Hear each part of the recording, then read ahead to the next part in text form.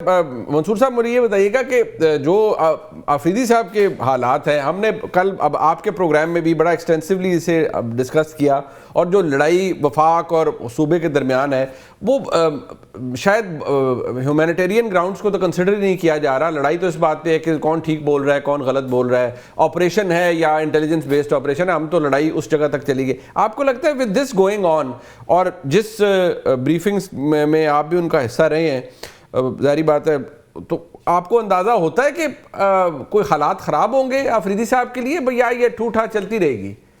मुझे नहीं पता, मैं I don't want to give a verdict के इनमें सही कौन है गलत कौन है। मुझे सिर्फ ये पता है कि सिचुएशन गलत है, सिचुएशन गलत है जिसकी वजह से सब कुछ सफ़र हो रहा है। अब सिर्फ हाँ, इस चीज़ का फ़र्क यह है कि सुहेल आफरीदी साहब जो हैं वो एक इलेक्टेड चीफ मिनिस्टर हैं, एक 2/3 मेजॉरिटी के चीफ मिनिस्टर हैं, लोगों के वोट से जो है वो वहाँ पे आके बैठे हुए हैं। लेकिन दूसरी जगह के ऊपर जो एरिया है एंटी टेररिज्म का, ऑब्वियसली वो पाकिस्तान की सिक्योरिटी फोर्सेस के पास है, एंड दे डिसाइड दैट कि दहशतगर्दों के खिलाफ ऑपरेशन जो है वो किस तरह का करना है।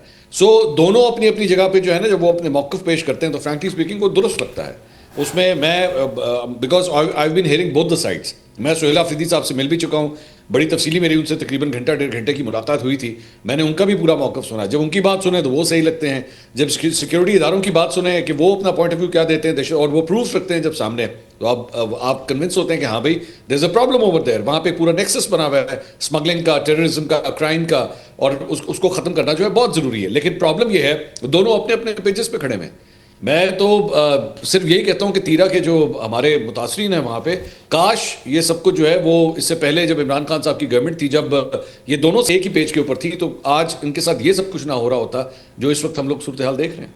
अब इफ्तिखार साहब, अगर हम इसको थोड़ा सा इस मामले को आगे लेके जाते हैं, where do you see all this going? ये जो जिस तरह मंसूर साहब ने तो बड़ा कहा कि ये पेशावर और पिंडी का प्रॉब्लम है, और इशू ये है कि जो भी डिटेल्स और ब्रीफिंग्स के अंदर बताया गया है वो बड़ा क्लियर है, एविडेंस बेस्ड है, और सूबाई हुकूमत ये समझती है कि ये सब उनकी हुकूमत, आफरीदी साहब कहते हैं मेरी हुकूमत को गिराने के लिए, मुझे मेरे लोगों में बदनाम करने के लिए ये सब किया जा रहा है। लेकिन अगर सवाल पूछा जाए कि कोई IB हो, ऑपरेशन हो या इंटेलिजेंस बेस्ड ऑपरेशन हो, वो बच्चों का खेल तो नहीं है, उसमें ह्यूमन लाइफ्स एट स्टेक होती हैं, जवान जाते हैं, ऑफिसर्स जाते हैं, और फिर वो मिलिट्री कैजुअल्टीज़ होती हैं, वो शोहदा होते हैं वहाँ पर।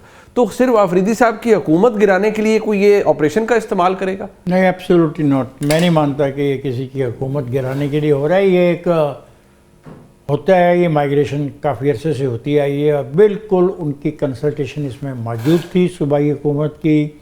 जो वहाँ के सरकर्दा लोग होते हैं वो भी शामिल थे, फंड्स दिए गए, 4 अरब रुपए की रकम दी गई, सब कुछ मौजूद है। लेकिन जो मंसूर की बात है वो बहुत इम्पोर्टेंट है। वैसे आप दोनों को मैं हैरान हूँ कि आप वहाँ पे बैठे होते हैं, आपको इतनी बड़ी महफिल में बुलाया जाता है, वहाँ पे आप ये सवाल खुल के नहीं करते, और यहाँ पे पब्लिकली ये सवाल आप हम जैसे गरीबों के सामने ला कर रख देते हैं। मेरा ये कहना है, असल में हम भी बड़े गरीब हैं सर, मेरा ये कहना है कि उन लोगों के जो मुतासरीन हैं, मैं तो उनके साथ हूँ। मैं उन गरीब माओं के साथ हूँ, बहनों के साथ हूँ, बच्चियों के साथ हूँ, बुजुर्गों के साथ हूँ, जिनको बारिश और बर्फ ने जलील कर दिया है। एक प्रोग्राम है गालिबन इसके मंसूर के प्रोग्राम में एक बात हुई और बड़ी फंडामेंटल हुई। एक शख्स का कहना था कि ये नादरा ने वहाँ पे एक चेक पोस्ट बनाई थी।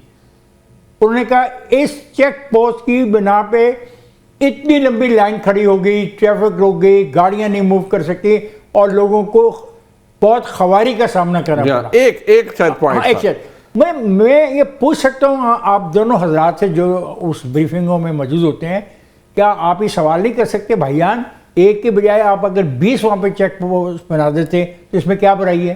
तो फिर क्या मसला क्या है? गवर्नेंस का इशू है कि we don't have the governance. साहब, एक तो ब्रीफली सर जरा इसको भी इस पर रिफ्लेक्ट कीजिएगा, दूसरी आप भी फॉलो करते रहे ये कोहिस्तान स्कैंडल जो हुआ है इवेंचुअली, और वो साहब ने पैसे जमा कराए हैं और अपेरेंटली वो अब शायद फारग हो गए हैं, जरा उसके ऊपर भी बताइएगा, क्योंकि ये चीज़ें these are very close to your heart. यहाँ पर भी आप प्रॉब्लम है, क्योंकि हमने तो उसको इस तरह से भी करना है ना कि एक बड़ी मैसिव रिकवरी हुई है, बहुत बड़ा एक स्कैंडल है जो कि एक्सपोज किया गया है नैब की जानिब से। ये बड़ा दिलचस्प सवाल है आपका। अंदाजा करें कि खैबर पख्तूनख्वा में 2013 से लेके आज तक कितने साल बनते हैं सर? 13 साल हो गए। उनकी हुकूमत है, 13 साल कुछ 14 साल बनते हैं सर। उस दरमियान में 2018 से लेके 2024 तक ये स्कैंडल हुआ है सर, इन्हीं की हुकूमत थी सारी। बिल्कुल। तो 40 बिलियन रुपीस का पैकेज था कोस्तान के डेवलपमेंट के लिए, सूबाई वसाइल जो थे। अब ये मंसूर भी उनसे मिले हैं, वजीर आला साहब से हमारी भी मुलाकात हुई थी। उनसे कोई भी बात करें ना, किसी भी मौजू पे वो खींच खूंच के ले जाते हैं कि हमारे सूबे को फेडरल हुकूमत पैसे नहीं दे रही, वो आप लेके दें। वो हमें कहते हैं आप लेके दें, जैसे उनका ख्याल है हम लेटर लिखेंगे तो शहबाज शरीफ साहब और ये वजीर खजाना पैसे, उनकी हर बात की तान यहीं पे टूटती है, पैसे लेकर दें, ये सूबा के पैसे नहीं दे रहे। मान लिया अभी नहीं दे रहे, हम भी कहते हैं भी दें भी उनको। अब जो आपको पैसा मिला था, जो आपने आगे डिस्ट्रीब्यूट किया था, उसका क्या बना? उसमें कभी आपने सुना है किसी वजीर आला को बात करते, किसी पीटीआई के एमएनए को, किसी पीटीआई के कोई वजीर को, किसी वजीर आला को, उनके उनके सोशल मीडिया इन्फ्लुएंसर को, व्लॉगर्स को, उनके हिमायतियों को? कभी एवर यू हर्ड देम कि 40 बिलियन रुपीस जो मिला था, जो आपके पास था, आपने ठेकेदारों को दिया, उसमें 36 लोग इन्वॉल्व हैं सर। उसमें 36 लोगों ने 40 बिलियन रुपीस का आपका पूरा का पूरा उन्होंने ये आपका स्कैंडल किया है, और ये 6 साल होता रहा है और किसी ने डिटेक्ट नहीं किया इसको।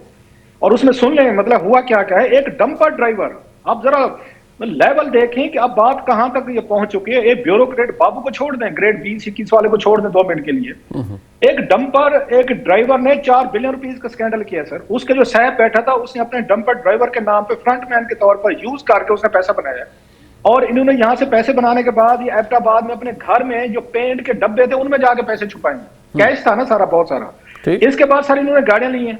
अब जरा देखते हैं कि पैसा कहां इस्तेमाल हो रहा है। हमें कहते हैं मैं पैसे लेकर दे जनाब। इन्होंने वहां पे पोर्शे गाड़ी ली है, इन्होंने ओडी ली है, इन्होंने लेक्सस ली है, इन्होंने बीएमडब्ल्यू ली है, इन्होंने लैंड क्रूजर ली है, इन्होंने जनाब उसके बाद मर्सिडीज ली है। और फिर यहाँ दर्जनों घर लिए गए हैं सर, यहाँ फ्लैट लिए गए हैं, सेंटोरस में फ्लैट है। अल्लाह। आज तक आपने कभी वजीर आला का बयान पढ़ा है इस पे? नहीं, कभी नहीं। आपने किसी वजीर का, यूट्यूबर का? कभी भी नहीं। और आपको मिलेंगे, आपको यही कहेंगे कि हमें सेंटर खा गए। बिल्कुल खा गया होगा, हम तो सबसे ज्यादा यहाँ पे रोला डाले रखते। क्लास इसका मतलब है ना कि there is no governance. Issue तो गवर्नेंस के ना, खाइए किसी भी सूबे में हो। सर आपको पता ही क्या हो रहा है, आप नए अफसर जो आ रहे हैं, नए अफसर आ रहे हैं। उसने जो अनिल कपूर ने बड़ी खूबसूरत बात की थी, उनसे पूछा गया किसी एक्टर के हवाले से, मेरे ख्याल अक्षय कुमार के हवाले से, कि यार इसके पास इतना पैसा है, ये रोजाना 6-6 शिफ्टें करते, कितना पैसा चाहिए अक्षय कुमार को? उसने बड़ा खूबसूरत जवाब दिया, हिंदुस्तानी पाकिस्तानी को सहमत कर दिया। उसने कहा भाई इसका कोई उससे तल्लुक नहीं है पैसे से, इसका तल्लुक है गुर्बत से। हर हिंदुस्तानी के जहन में गुर्बत खड़ी, मैं गरीब ना हो जाऊं। ये सारे गुर्बत मिटाने के तरीके। कितना पैसा चाहिए बंदे को यार? जस्ट इमेजिन 40 बिलियन रुपीस एक डंपर और उसके अफसर ने कमा लिया यार। अल्लाह। उन्होंने बैठ के स्कैंडल का 36 लोगों ने बैठ के कर लिया। मैं कराची में गया सर, लास्ट भी आपको बता दूं। अब आपने दिल जलाने वाली बातें की, सियासत को डिस्कस करते रहते हैं, इस मुल्क के साथ क्या हो रहा है। मुझे वहां पे एक दोस्त मिले, जानने वाले हैं पुराने।